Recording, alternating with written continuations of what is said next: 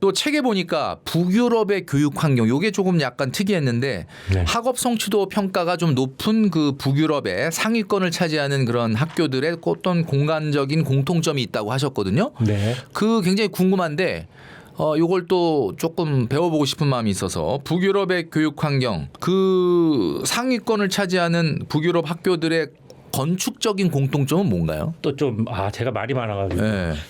말이 많은 건 저희한테는 너무 좋습니다. 예. 최대한 간단히 말씀드리도록 하겠습니다.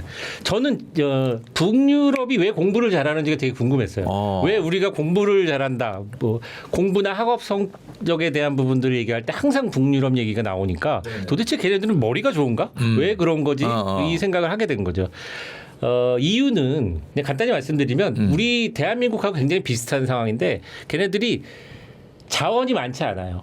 척박합니다. 땅이. 그리고 겨울이 많아요. 그렇죠. 네. 그래서 이제 우리 북유럽에 지금 이 공부 잘하는 나라 뭐 핀란드, 스위스, 스웨덴 뭐 요 정도 덴마크 요 정도의 수준을 지금 얘기하는데 네네네. 항상 학업 성취도가 제일 걔네들이 1, 2, 3, 4등입니다. 근데 그 이유는 그쪽도 우리나라와 뭐 일본, 중국 뭐 이렇게 전쟁이 많았던 것처럼 네. 물론 그보다 훨씬 더 전부터 굉장히 그 다툼이 많았던 전쟁이 많았었는데 거기서 그 가장 셌던 나라는 이제 독일의 전신 프로이센이라는 나라인데요.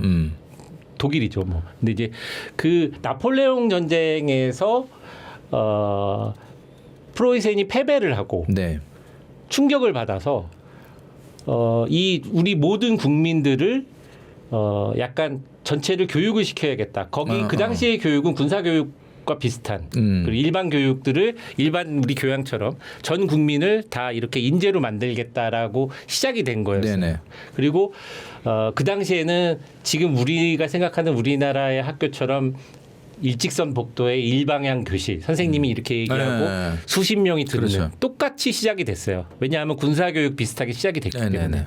근데 그들은 1960년대 후반에 이 문제점을 깨닫고 종합학교 시스템을 들입니다. 그래서 아이들을 그러니까 쉽게 얘기하면 미국과 일본, 미국은 또 어떤 일이 있었냐면 소련이 1959년인가요? 네. 뭐 그 인공위성을 먼저 쐈어요. 네네. 그래서 충격을 받아서 인재 양성을 해야 되는데 미국이 선택한 인재 양성은 우월한 교육. 그러니까 우수반과 열등반을 만들어 놓는 이 대한민국 시스템입니다. 우리가 미국식의 교육을 받아들이고 유럽은 1960년대 후반에 그것을 공평한 시스템으로 바꾼 거예요. 그래서 캐치프레이즈가 한 명의 아이도 놓칠 수 없다예요. 그래서 만약에 수업을 10명이서 하는데 한 명이 모든 아이들이 똑같이 따라올 수가 없잖아요. 그러면 약간 그 문제를 틀렸거나 이해를 못하는 아이가 있으면 바로 옆에 교실 가서 그것들을 해결을 해서 선생님이 온다고 하더라고요.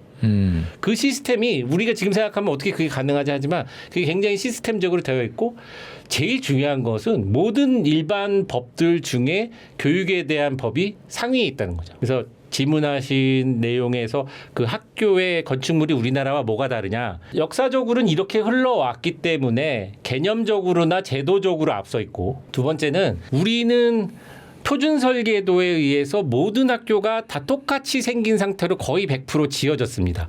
2200개의 학교가 1969년에 표준 설계도가 생긴 거예요. 우리는 그때 제일 많은 인구가 태어났고 경제 성장기가 시작됐고 그래서 빨리빨리 학교를 지어야 됐기 때문에 그냥 다 똑같이 지은 거예요. 모든 도면과 사이즈가 똑같습니다. 그래서 그것이 폐지된 게 1992년입니다. 그러니까 30년 동안 2200개 정도 되는 학교가 다 똑같이 지어진 거예요. 그 이유가 한참 지냈는데도 우리가 보기엔 다 똑같아 보이는데. 똑같습니다. 약간 형태만 다른 거예요. 그런 상태인데 그들은 유럽 쪽은 아까 얘기했던 종합학교 시스템이 들어오고 난 이후에는 학교를 계획을 할 때 어떻게 하냐면 그 지역의 마을 사람들이 모여요. 그 마을 주민센터에 모여서 커뮤니티 공간에서 모여서 학생과 학부모와 마을 사람들이 주체가 돼서 학교를 논의합니다. 그리고 선생님을 초빙하고 그래서 여기서 안건이 만들어져서 지자체에다가 이거에 대한 예산을 신청하면 그것이 승인이 나오는 거죠. 우리나라는 그런 시스템이 되어 있는지가 지금 한 4, 5년밖에 안 됐고 조금 그것도 그래도 뭐 다릅니다. 다행히 그렇게 바뀌었네요. 바뀌어가고 있는 거죠. 그러니까 학교라는 공간이 어차피 지금 출산율 출산율의 저하 또 지방의 인구 소멸로 인해서 학교가 예전에 그렇게 엄청나게 지어졌던 학교들이 폐교를 많이 하고 서울의 마포에 있는 초등학교도 입학생이 제로인 상태가 됐어요. 지금. 그런 마포인데요? 학교가 네, 마포인데도. 그래서 그 학교를 과연 어떻게 앞으로 어떤 공간으로 유지를 시킬 것인가, 그리고 앞으로 어떻게 인구들을 끌어들일 것인가. 특히 지방에 소멸이 예정되어 있는 도시 같은 경우들은 어떻게 외부에서 유입을 시키든지 아니면 이탈하는 주민들을 어떻게 잡을 것인지에 대한 연구가 활발히 이루어지고 있는데 거기에서 공간적인 어떤 베이스가 되는 것이 학교라는 거죠. 그래서 그 학교를 복합화해서 그곳이 여러 공간에 마을의 어떤 커뮤니티 공간으로도 쓸 수 있을 정도로 다양하게 지금 그런 계획들이 진행되고 있습니다. 책에서 또 보니까 이 혁신이 일어나는 공간을 화장실이다 이렇게 얘기를 하셨습니다. 네네네. 이 얘기는 뭐 우리 대표님 아니라 하더라도 어디선가 좀 들은 것 같기도 하고 우리 영상 보시는 많은 분들 중에도 화장실에 있을 때 뭔가 번뜩이는 아이디어가 떠올랐던 경험이 있으실 텐데 이런 화장실의 공간의 어떤 혁신이 있는 공간이 화장실 이건 어떻게 우리가 이해해야 될까요? 아마 그 책에서 언급했을 때 그 화장실은 일반 화장실보다는 이제 학교 안에서의 화장실을 아마 먼저 학교 안에서 화장실. 사례가 됐을 것 같아요. 뭐 당연히 아이들한테는 10분이지만 쉬는 시간이라고는 그 10분 쉬는 시간밖에 없고 네. 나머지 다 수업 시간이니까. 그리고 아이들한테는 휴게 공간이라는 게 없잖아요. 우리 학교에 휴게 공간이 있었나요? 없어요. 그렇죠. 그냥 책상에서 쉬고. 이게 근무하는 직장을 보면 뭐 형편에 따라 다르지만 어찌됐건 커피를 마시고 휴식을 하고 할 수 있는 시간이 있잖아요. 네네. 아이들은 없어요. 그러니까 직장인들은 예를 들어 직장의 위치가 좀 다양하지만 어찌됐건 점심 먹고 커피 한 잔 들고 근처를 산책하기도 하고 하지만 아이들은 사실 그것도 못합니다. 그러네요. 네, 학교 안에서만 머물 수밖에 없죠. 그러니까 수업을 하고 그 사이에 있는 10분씩 그 중에 몇 번밖에 안 되겠지만 어차피 인체공학적으로 화장실을 사용해야 되는 어떤 기능적인 배설, 세면 뭐 이런 거에 의한 부분들 외에 그 10분의 시간 동안에 다소 리플레시할 수 있는 요소들을 조금이라도 영향을 주자. 그러니까 옛날 같으면 뭐 환풍기를 달아서 냄새를 없애고 이게 아니라 교실보다 훨씬 좋은 어떤 냄새를 느낄 수 있는 어떤 느낌을 가질 수 있게 해주자. 좋은 조명. 교실은 그냥 형광등 달려있고 밝은색 조명밖에 없지만 그 10분만이라도 좀 아늑한 잠깐이라도 뭔가 좀 그렇죠. 색다른 어떤 느낌을 가질 그렇죠. 수 있게. 그리고 밝고 깨끗한 거울로 자기의 얼굴을 확인하고 또 자기가 어떤 뭐 이렇게 리플레시를 하면서 결심을 할 수 있는 유일한 공간이다. 유일하게 갈 수 있는 곳이기 때문에 이게 뭐 시간이 길면 한 20-30분이라도 되면 거기에 뭐 앉아서 뭣도 하고 뭐 이렇게 얘기를 할 수 있겠지만 현실적으로 그건 불가능하지만 화장실을 꼭 배설의 공간으로 보시는 것이 아니라 아이들이 거기에 10분 동안 머물더라도 뭔가 다른 어떤 리플레시 할 수 있는 공간들을 의도적으로 계속 끊임없이 연구하고 개발해줘야 된다. 우리가 아까 우리 대표님 얘기해 주셨던 것처럼 인생을 4기로 봤을 때 한 3기 정도 그러니까 70대까지는 어느 정도 건강하게 관리를 잘 하시면은 이제 뭐 일상생활하는데 문제가 없는데 마지막 4기 75세가 넘어가면 그때부터는 체력도 좀 약해지고 여러 가지 문제가 생기는데 70세 이상 집에서 낙상 사고 같은 거 많잖아요. 네네. 그래서 환자의 70%가 집 안에서 뭐 이렇게 가장 많이 아마 여러분들 듣는 게 고관절이 넘어져 갖고 문제가 돼서 그때부터 거동이 힘들다가 약해지고 뭐 이런 얘기 저도 되게 많이 들었는데 이 노년에 거주해야 될 공간의 인테리어는 어떻게 보면 생존의 문제와 직결된다. 이 말이 진짜 마음에 와닿는데 어떤 인테리어적 요소가 있어야 될까요? 인생의 그 후반기 70대 이후에. 고령의 부모님을 이제 모시거나 뭐 주말에 이렇게 가서 네네. 몸이 좀 불편해지시는 고령의 부모님들을 경험하시는 분들은 아마 금방 이해를 하실 거예요. 네네. 이 정말 당연하게 할 수 있는 것들을 못 하고 계시는 거거든요. 아주 조그만 턱이라도 힘들고 그리고 턱. 예 그래서 이 그 고령에 대한 개념은 우리가 젊었을 때 이걸 왜 못해라고 생각하는 그 개념 자체부터가 시작이 잘못된 거예요. 네. 그래서 보통은 다 그런 사고가 집에서의 그런 안전사고가 발생하고 난 다음에 나이를 먹고 나면 낙상 뭐 위에서 싱크대 위에 있는 거 못 꺼내다가 삐끗해서 넘어져서 부러지면 안 붙어요. 굉장히 오래 걸리고 우리 젊었을 때 한 3개월 기부스하면 붙는 것이 노인이 되면 합병증이 유발되고 굉장히 일이 커지는데 그것이 문제가 아니라 사실은 저희 어머니가 이제 직접 겪은 일이기도 한데 히트 쇼크라는 게 있습니다. 이게 어떤 거냐면 겨울에 많이 발생돼요. 겨울에 주로 화장실에서 발생이 되는 겁니다. 그래서 따뜻한 방에서 주무시고 계시다가 또 이제 나이를 먹으면 화장실을 자주 가게 됩니다. 네.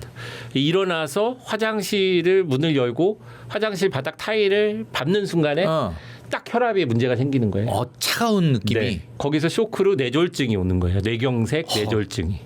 그 혈압의 보통 차이가. 요즘 아파트 같은 데는 그 어떨 때 보면은 바닥도 좀 따뜻할 때도 있는데 거기도 배관이 들어가 있지 않나요? 그렇죠. 제가 이제 그 말씀드리고 싶었던 부분이 그거예요. 만약에 근데 다 그렇지는 않아요. 그래서 그래요? 이게 사실은 화장실 바닥에 배관을 넣는 것이 쉬운 작업은 아닙니다. 그래요? 바로 위에 물이 있으니까. 그러니까 방수를 굉장히 잘해야 되고 방수층의 관계가 있기 때문에 쉬운 작업은 아니지만 불가능한 일은 아니어서 저는 굉장히 권장하는 바예요. 비용이 많이 들고 절차가 까다롭다 하더라도 이게 장점은 사고에 대한 부분도 굉장히 중요한 부분이고 네네. 일단 곰팡이가 없어지니까요. 화장실에 있는 물기 같은 것이 그냥 바닥 난방을 할 때 같이 하게 그러네. 되면 화장실이 그냥 우리 호텔 들어갔을 때 항상 맞아요. 깨끗해서 그 마른 걸레질 그럼 호텔은 그렇게 난방이 들어간 건가요? 배관 같은 게? 들어가 있는 곳도 있고 아닌 곳도 있는 아닌 것 것도 같아요. 있고. 제가 갔을 때도 호텔은 매일 그 청소를 해주시니까. 그리고 이제 제가 듣기에는 화장실에서 넘어지시는 걸 방지하기 위해서 또 뭐 약간 보조적으로 좀 네네 필요한 손잡이나 이런 것들은 게 있다. 손잡이. 저도 좀 이따 다를 생각이에요. 아. 이게 뭐냐면 화장실에서 일을 보고 뭐 약간의 뭐 변비 기운이 있거나 네. 뭐 이렇게 해서 힘을 주고 뭘 할 때 역시나 다 뇌신경하고 연관이 있습니다. 그래서 이 혈압하고의 문제로 인해서 어떤 사고가 많이 생겨요. 그리고 또 한 곳은 현관이죠. 신발을 신고 벗고 하고 또 유난히 현관에서의 허리를 숙이는 동작이 많아집니다.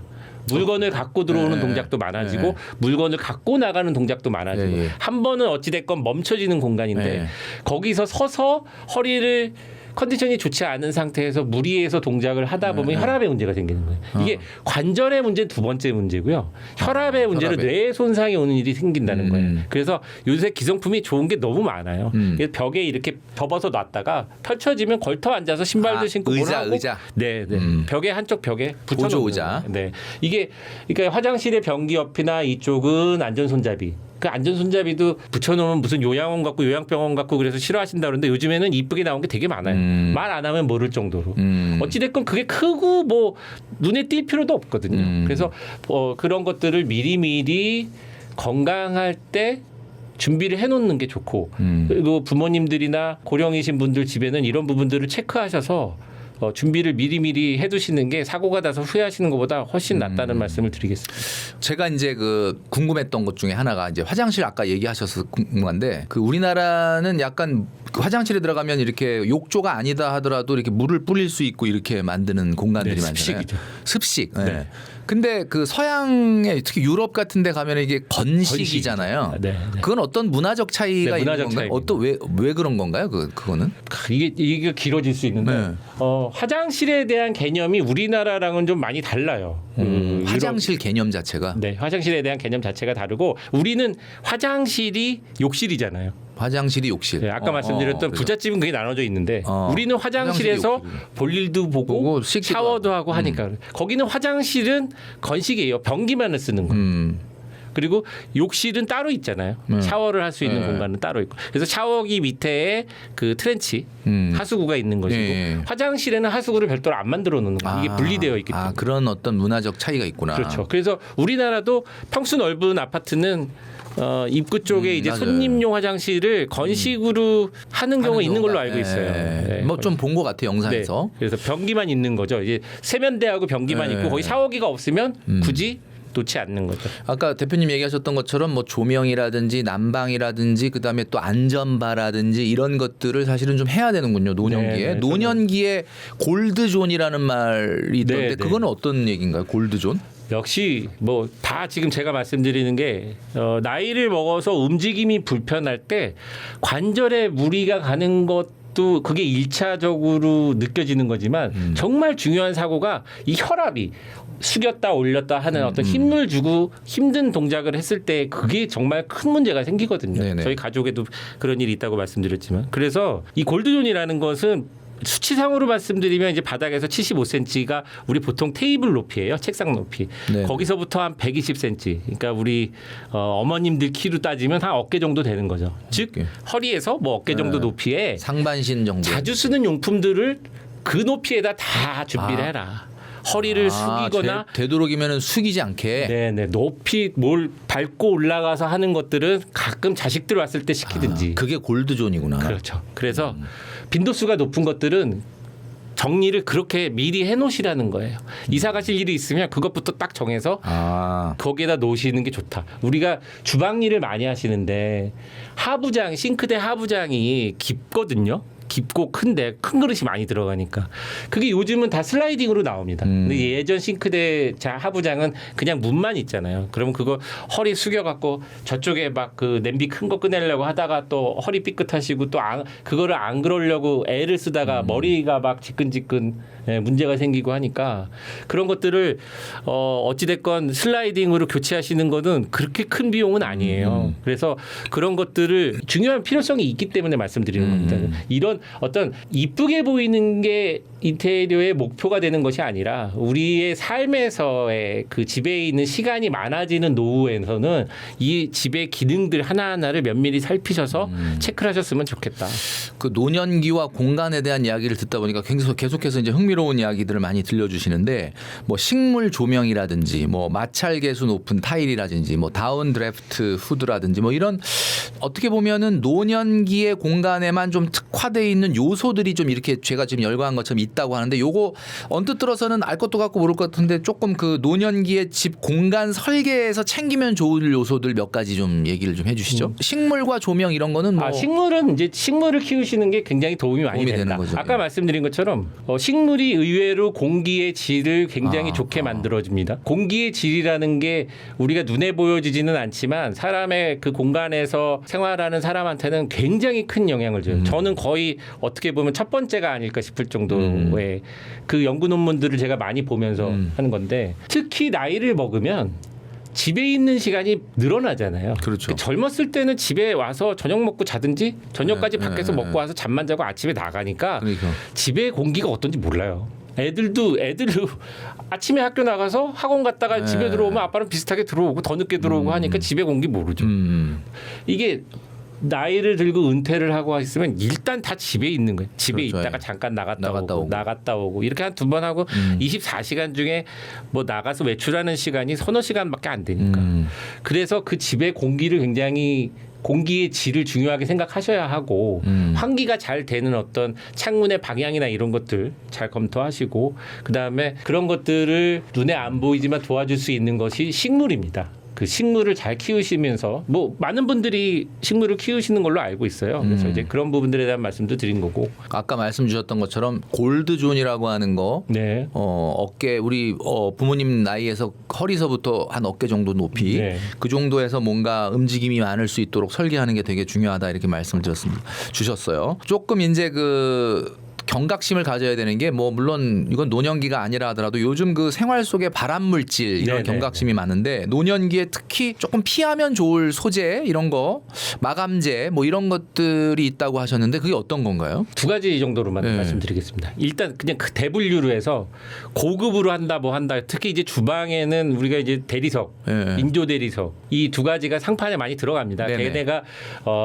그 물에도 강하고 그러니까 곰팡이나 이런 것들도 안 썩지도 않고 그래서 그런 부분들을 많이 쓰죠. 스테인레스를 쓸 수는 없기 때문에 가정집에서는 그 보기가 좋지 않으니까. 근데 이제 그런 돌에 관련된 부분들은 라돈이라는 그 물질의 검출 여부, 함유 여부를 체크하셔야 되고 원래 시중에 나오는 인조대리석은 그것들에 대한 성적 시험서를 다 받고 나오는 걸로 알고 있는데 그래도 그 부분들을 많이 알아두셔야 해요. 라돈이라는 물질이 나올 수 있다는 거죠. 그렇죠.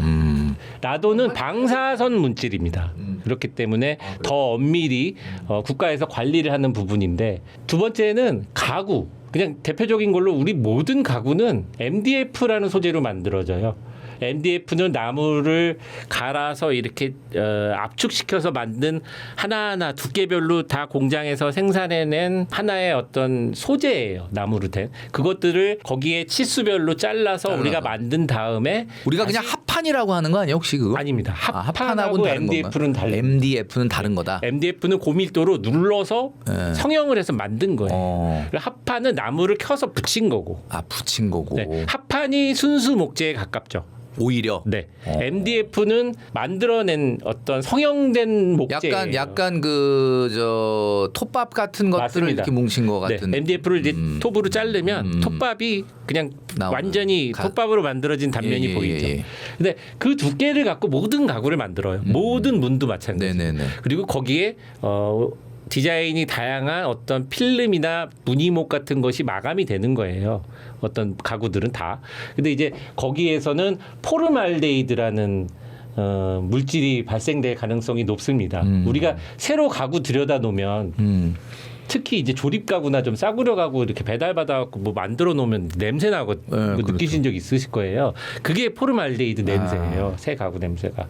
그래서 그 부분을 역시 E0, E1 이런 어떤 등급이 있습니다. 포름알데히드를 예방하는 그 등급 E0가 제일 좋은 거예요. 그래서 E0나 E1의 등급을 받은 것들인지를 확인하셔야 되는데 이런 부분들이 젊었을 때는 집에서 그런 성분이 있어도 잘 체감이 안 돼요. 나가서 집에 있질 않으니까. 아까도 말씀드린 것처럼 나이를 먹으면 종일 집에 있으니까 그런 것들이 영향을 받고 면역력이 떨어져 있기 때문에 더 받고 그래서 이런 부분들을 잘 판단하시고 자식들도 어머님한테 뭘 환경에 대한 어떤 걸 선물하실 때 이 부분들을 꼭 챙기셔야 돼요. 야, 그러니까 지금 우리 대표님 얘기를 들으면서 또 느끼는 게 또 그런 게 또 없을수록 또 가격이 비쌀 거라는 생각이 또 지금 쫙 드는데. 정답입니다. 그러니까 이게 정말 노년기에는 뭘 하나를 하더라도 사실 이 공간에 쓰이는 물건은 이 건강하고 직결되니까 이왕이면은 조금 그런 걸 체크업을 하실 필요가 있지 않을까 생각을 합니다. 궁금한 게 여러 가지가 있는데 집이라고 하는 거, 주택이라고 하는 거 한국 사람들한테 굉장히 좀 특별한데 사실은 자산으로 인식하는 경우가 굉장히 많습니다. 그래서 경제적 가치 이 눈으로만 좀 많이 보는데 이게 약간 사실 좀 바뀌어야 될 필요가 있는데 단적인 예가 큰 집을 선호하는 현상입니다. 그래서 조금 돈을 벌고 이렇게 좀 여유가 생기면 자꾸 큰 집을 가시는데 50대 이후에 이 큰 집을 선택하면은 뭐 자산적인 측면을 빼고라도 좀 후회할 수 있다라는 내용이 이제 이야기를 하시던데 그 이유가 뭘까요? 대한민국에서 이제 유독 다른 나라들하고의 차이점이 이 부동산에 그러니까 본인들의 자산 가치의 부동산의 비중이 너무 크죠. 굉장히 크다. 네. 그리고 그로 인한 여러 가지 문제들. 제가 이게 경제 전문 채널에 나와서 할 얘기는 모르겠습니다만, 네. 70% 80% 이상이 된다고 해요. 맞아요. 그러니까 그런 사고 방식으로 우리는 어렸을 때부터 몇 살 때는 어느 지역에서 몇 평을 살아야만 되는 어떤 품위 유지 같은. 그렇죠, 그리고 그렇죠. 나이를 먹어서도 자식들이 다 출가를 하고 부부 둘 내지는 혼자밖에 없는데도 거기를 떠나지 못하는 이 여러 가지 이유 중에 필요 이상의 공간을 또 우리가 절약 정신은 또 투철한 민족이다 보니 그렇죠. 겨울에 이제 추워지고 하면 가스 밸브 다 잠궈 놓고 몇 달 동안 들어가지도 않는 방들을 유지하면서 그 부동산 가치에 대한 개념이 유독 너무 크다는 거죠. 이게 돈이 많으신 분들은 특히 이제 부자들은 전 세계 어느 나라에서도 집을 크게 살아요.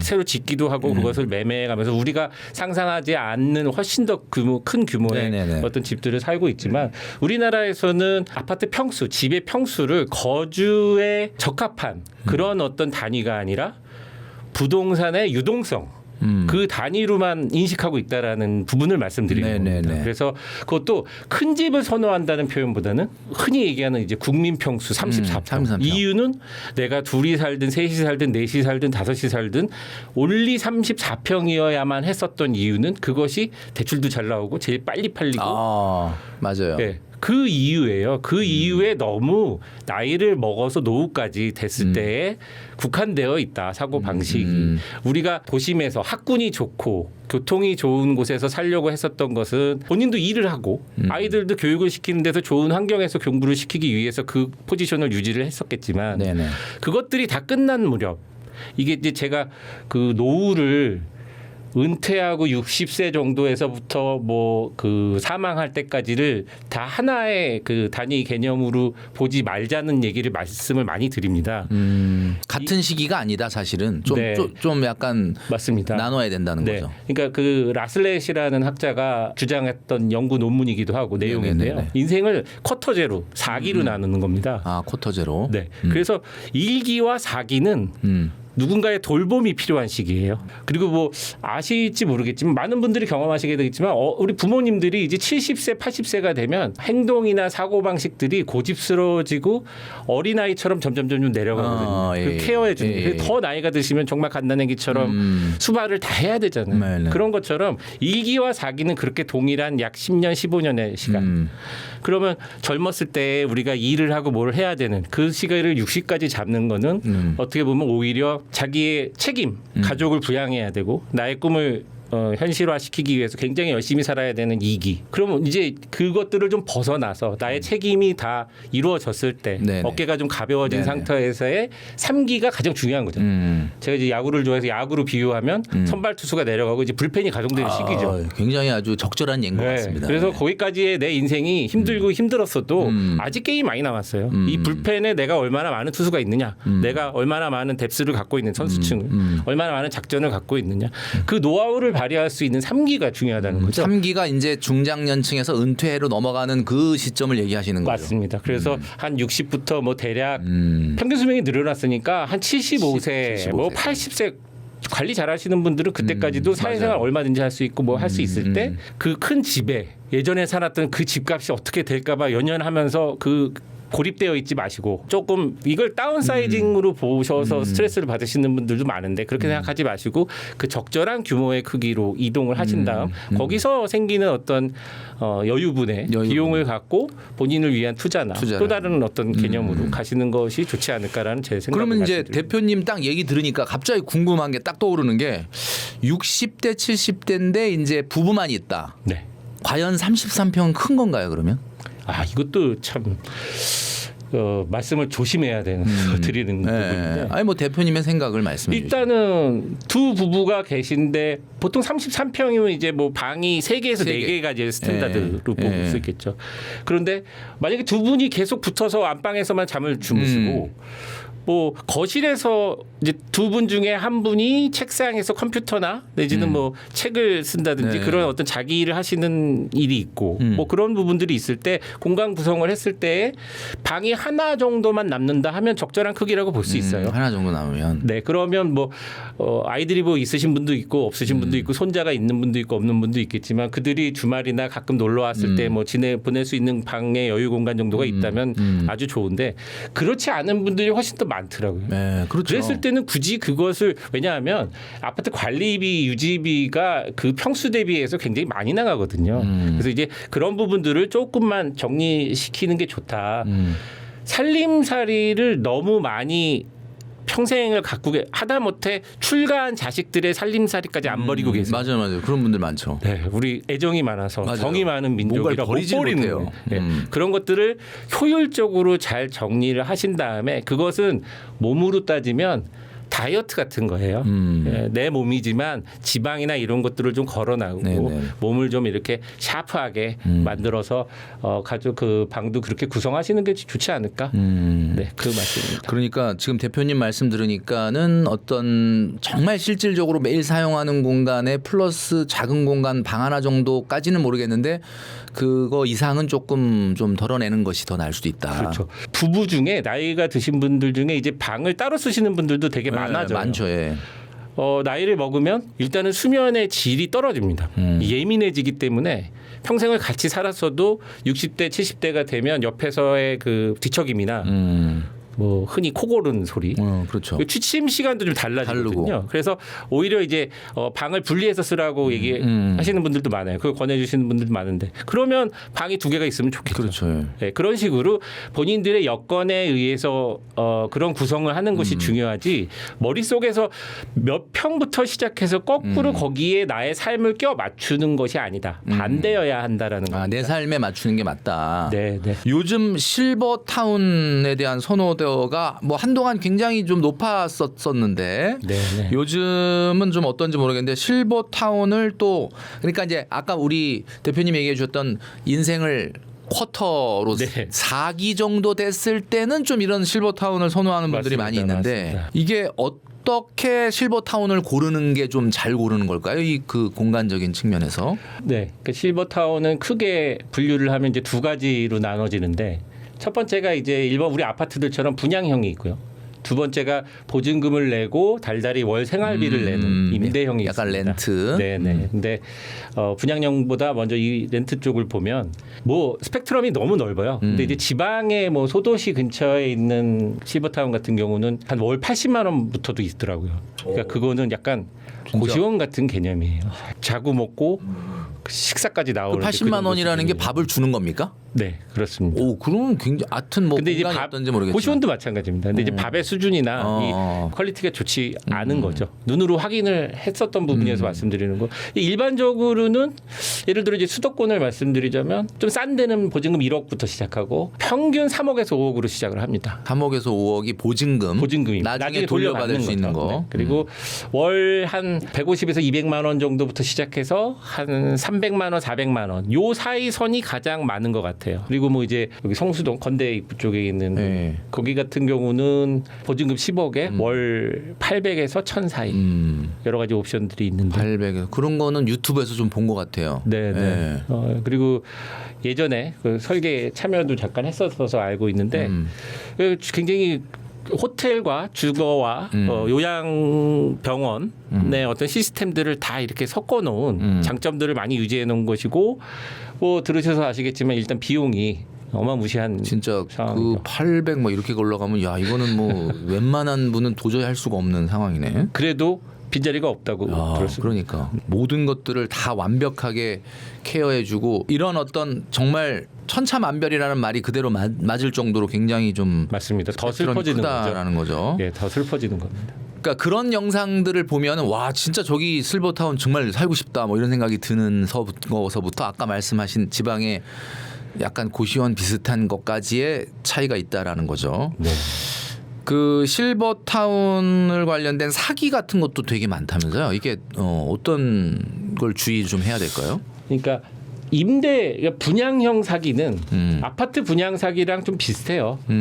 어차피 분양형이라는 게 시설이 완성되기 전에 분양을 하는 거니까 그때 계획만 가지고 있을 그렇죠. 때 그냥. 우리가 대형 아파트 단지도 대형 아파트 건설사가 분양을 해도 뉴스에 가끔 사고 소식이 나잖아요. 네. 분양 사고. 그 건설사가 갑자기 부도가 난다든지 뭐 어떤 여러 가지 리스크로 인해서 문제가 생길 수 있는데 이 실버타운은 그거보다 훨씬 작은 소규모이니 그 분양 사업 자체가 얼마나 많은 사고의 가능성이 높겠습니까? 그래서 그런 부분들을 잘 판단하셔야 되는데 이 판단의 근거가 사실 쉽지 않죠. 분양이라는 것 자체가 현실화되어 있기 전에 약속이 이루어지는 형태다 보니까. 그리고 두 번째는 임대형 같은 경우도 그래요. 퇴거 조건이라는 게 있어요. 그래서 이제 몸이 불편해졌을 때 갑자기 뭐 뇌에 이상이 생겼다거나 그래서 막 이렇게 우리 이제 풍 내지는 뭐 치매 현상도 그렇고 네네. 그래서 한쪽 손을 못 쓴다거나 거동이 불편해져서 원래 휠체어를 안 타고 다니던 분이 갑자기 휠체어를 탄다거나 했을 때 네네.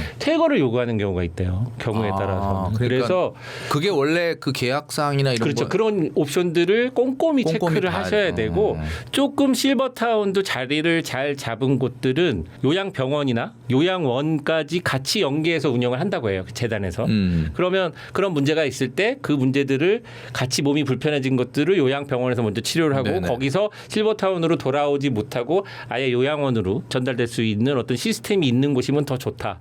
이런 부분들을 잘 판단하셔서 선택하셔야 된다. 이렇게 말씀드리겠습니다. 혹시 그 노인주택, 노인복지주택으로 정식 허가된 실버타운인지를 확인해봐라 뭐 이런 얘기를 네, 하셨는데 보건복지부나 지자체에서 그걸 꼭 확인하셔야 돼요. 실버타운은 그냥 닉네임이에요. 그러니까 법정 용어가 아닙니다. 그렇구나. 실버타운이라는 말 자체가 맞습니다. 우리는 그냥 당연히 이거는 노인 복지에 관련된 특화된 뭔가가 있는 줄 알았는데 이걸 확인해야 되는군요. 노인. 아무 공간이나 아무 빌라에다 실버타운이야. 실버타운. 우리 여기 밥 줘. 뭐 해. 아무 법적인 저기가 없어요. 노인 복지 주택으로 정식 허가가 된 것을 확인하셔라 이렇게 네, 말씀 주셨습니다.